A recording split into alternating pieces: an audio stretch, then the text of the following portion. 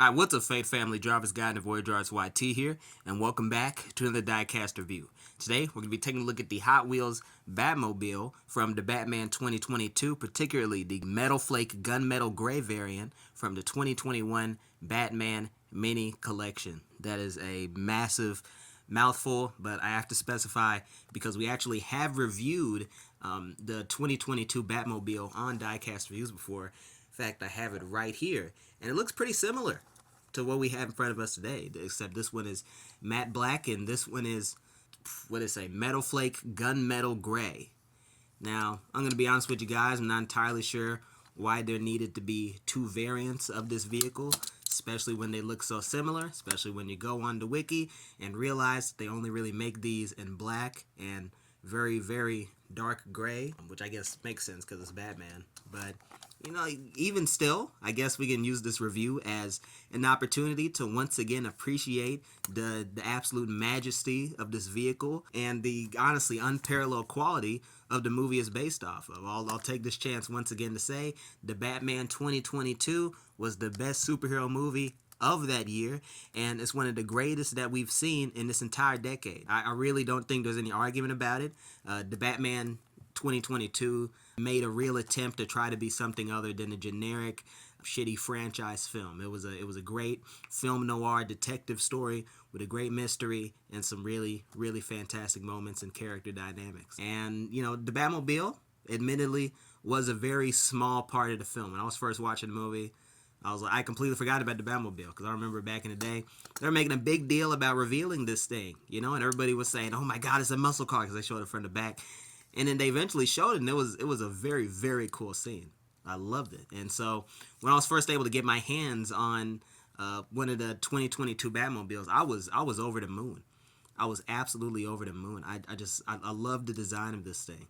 It's really a nondescript muscle car. I guess you could argue it might be based on the Pontiacs and some of the old Fords, and it really is a mix of different time periods, but it all comes together as one cohesive unit. It's very different from any of the other Batmobiles that we've really seen before, because it's the one that looks most like an actual car. But I want to accept that deviation because this car, you know, really needed to feel representative of the film, kind of like Christopher Nolan's Tumbler Batmobile. I think this very much fits with the vibe of the Batman 2022, and its sort of understated nature sort of aligns with the fact that this wasn't really prominently featured in the movie because it's a more grounded Batman story. I've successfully connected this car to the movie so that I could fillet the movie.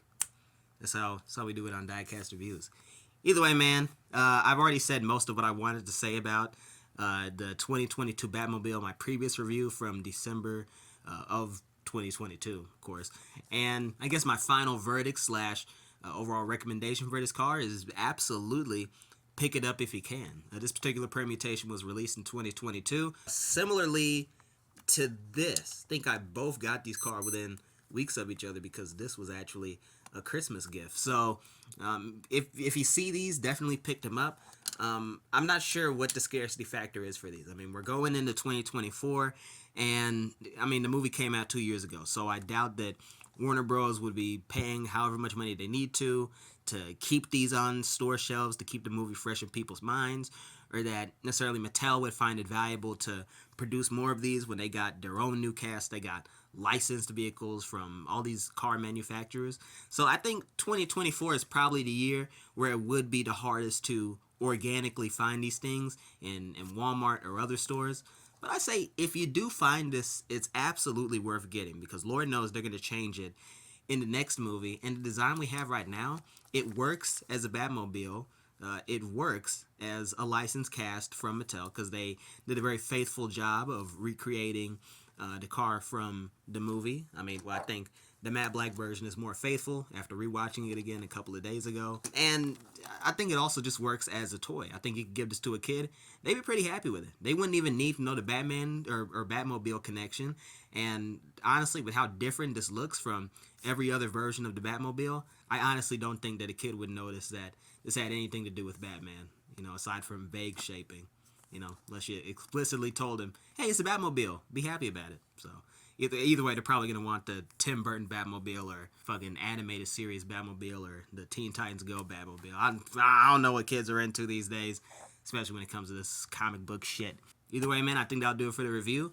If you'll bear with me for a second, because this is supposed to be the last episode of the season, I just want to say thank you all for watching Diecast reviews. Over the years, we really do appreciate each and every one of you that are supporting the channel, watching the videos, subscribed. You know, I think I've said this before, but you guys are the reason that we keep going, and I feel like I don't show enough love to the subs, like, you know, making videos marking subscriber milestones and shit, because like we passed 500 subscribers. I didn't say anything about it, which I do feel bad about. We passed 600, and I did make a couple of videos. I just never got around to editing them because the Ghost of Molly McGee was ending, and, you know, another excuse. But, you know, I just want to take a chance to say thank you to everybody who's been watching. It's been a long road getting from there to here, but, you know, our time is finally near. I hope you'll stick with us throughout the new year for more Diecast PNG Tuber content. Well, if you're watching this, you probably don't care about PNG Tuber. Yeah, thank you all for watching Diecast Review Season 6. Probably my favorite season. Again, probably one that shouldn't have been made, but I still like it nonetheless. Either way, man, I've been your host, Jarvis Godden. Thank you all for watching. We will see you guys in the next season, whenever that is. I don't know when the next season is. Take care of yourselves. Go with God. Have a great night. And as always, giggity giggity, giggity goo. Stick around. Oh, crap, one of the wheels came off.